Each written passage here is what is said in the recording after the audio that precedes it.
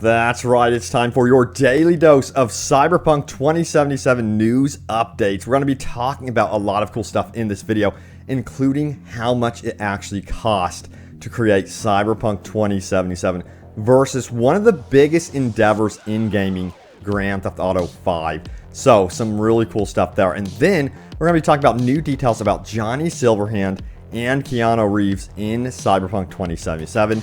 The experience when you actually get into the game when it comes to no load screens, radio stations, and you better believe it, I'm going over your top comments later in the video. So stay tuned, and remember, leave a comment down below. It could end up in a future video. But let's do this. Welcome back, Open World Games here. I hope you're doing good, and let's dive straight in. So this is really cool, this detail right here. This was posted by the official Cyberpunk 2077 Twitter account, and it says, did you know that Johnny Silverhand was born on November 16th, 1988? Happy 32nd birthday to our favorite rocker boy. And there's a new image there showing Johnny Silverhand just chilling, you know. He's going to be our friendly ghost in the game, and he's probably going to be providing us some with some really crucial information and tips. But get this, Keanu Reeves himself is actually canon in the Cyberpunk 2077 universe. Check this out. Patrick K. Mills confirmed on Twitter that Keanu Reeves is mentioned in no save point by RTJ because he is canon in Cyberpunk 2077. And if you don't know what no save point is, it's a brand new song that released for Cyberpunk 2077, and it's actually going to be in the game. And people noted that there's a lyric in there about Keanu Reeves, specifically mentioning Keanu Reeves, not Johnny Silverhand, but Keanu Reeves, and that's noteworthy because of this right here. Patrick K. Mills went on to say this: the Keanu Reeves lyric is lore-friendly.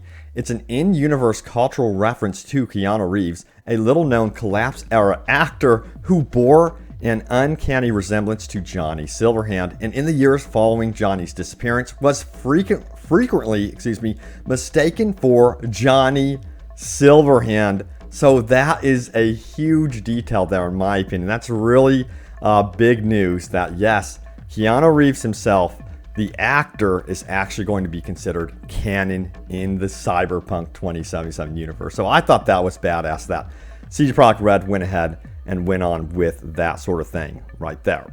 All right, we're going to be talking about how expensive this game was to actually create versus Grand Theft Auto 5. Let's dive into that right now. So this is the headline. Analysts estimate the budget of Cyberpunk 2077, it is higher than that of Grand Theft Auto 5.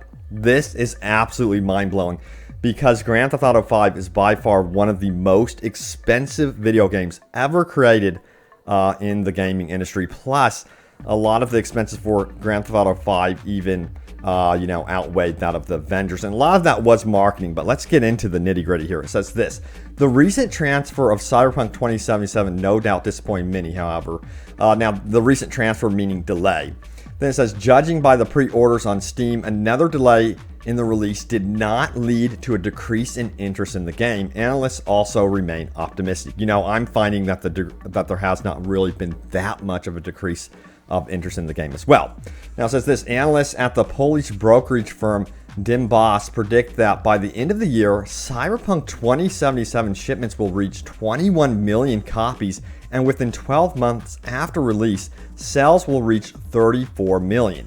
The predictors admit the possibility of a positive surprise in sales if the engagement rate, that is, the percent of consoles owners who buy the game, is closer to the results of Grand Theft Auto 5 and Red Dead Redemption 2 than it's currently assumed.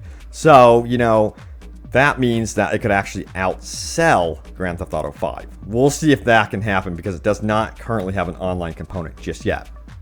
Now it says this: speaking about GTA 5, analysts noted that Cyberpunk 2077 has a chance to outperform Rockstar Games in at least one respect. They estimated that the approximate budget of the game will eventually be $1.2 billion, approximately USD $314 million. Thus, if the forecast is confirmed, the Projekt RED studio project will become one of the most expensive games in history, exceeding the budget of the last part of Grand Theft Auto 5, which at one time took $265 million to develop and promote. In addition, it is 4 times the budget spent on The Witcher 3 Wild Hunt, which was approximately 310 million PLN. So, you can see how big of an endeavor Cyberpunk 2077 is. No pressure, you know what I mean? Now, can you imagine being the developers and the marketing team and really trying to package this together with this much money being put into it? That's incredible. Now, it goes on to say this: the high budget of Cyberpunk 2077 is explained not only by the scale of development, but also by high marketing costs. For example, the company has reportedly spent $2.5 million on advertising alone for a game in Times Square in New York City. Yeah, you guys may remember the New York City Times Square billboards for Cyberpunk 2077, which actually ended up on TV during the election, and people were talking about it. So yeah, lots of money being poured into this game. And, you know, again, it's looking like the December 10th release date is becoming more and more solid. So let me know what you make of the cost here for this game. Absolutely massive, massive endeavor to create this world.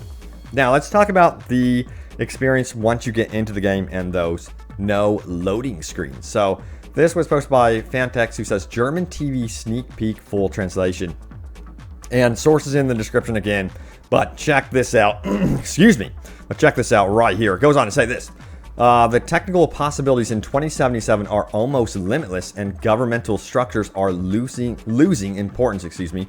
This Miles Toss, who of course is one of the game developers at CD Projekt RED, it goes on to say, is one of 500 people developing this dystopian future, a vast project by the Polish developer CD Projekt RED, which is commonly known for the blockbuster The Witcher 3.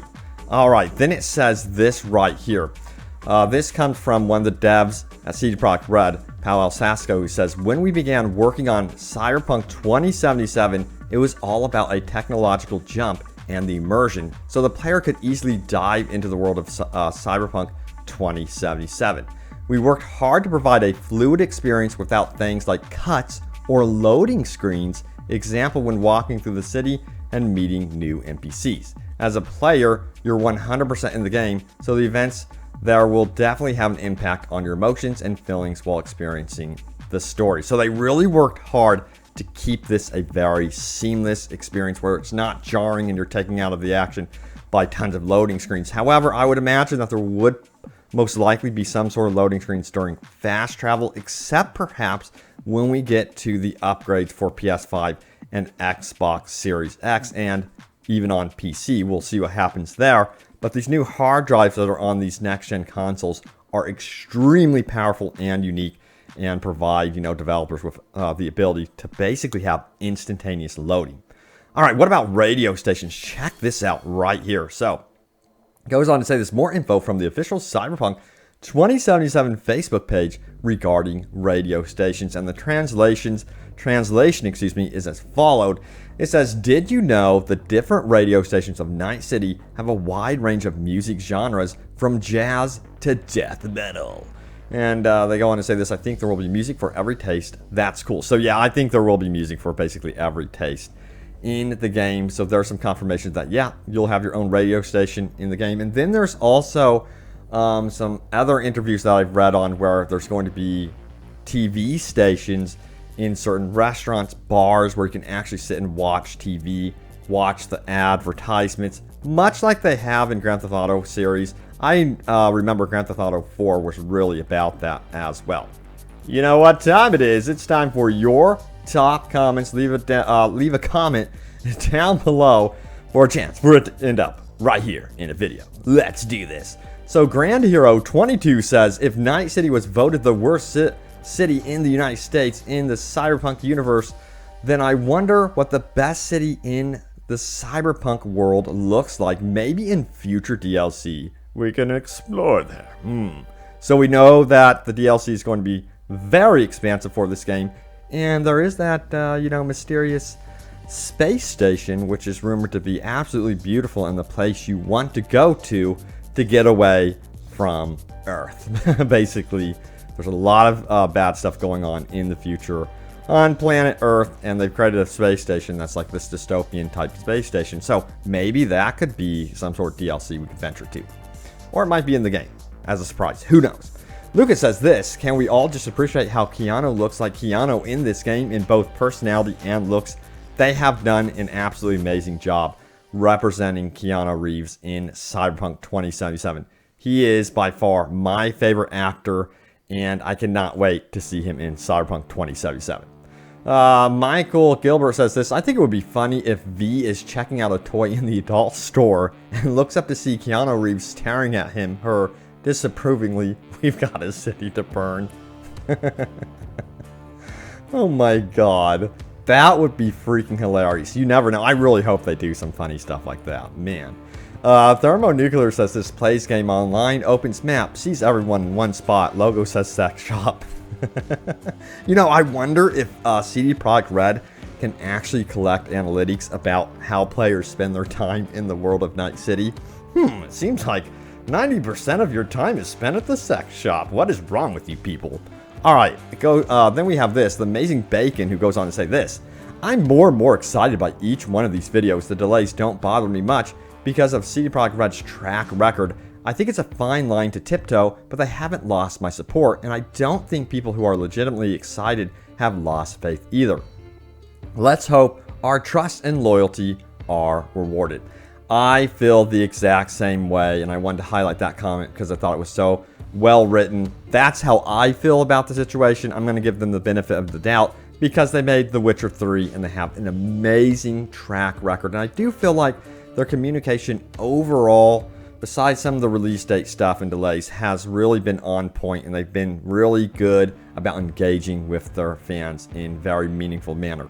But alright, that does it for the video. Thank you all so much for watching. Thank you for the comments. I'll be digging through the comments once again, seeking out those top comments, but I hope you enjoyed the video. Stay tuned for more Cyberpunk 2077, and I will see you all next time. Take care.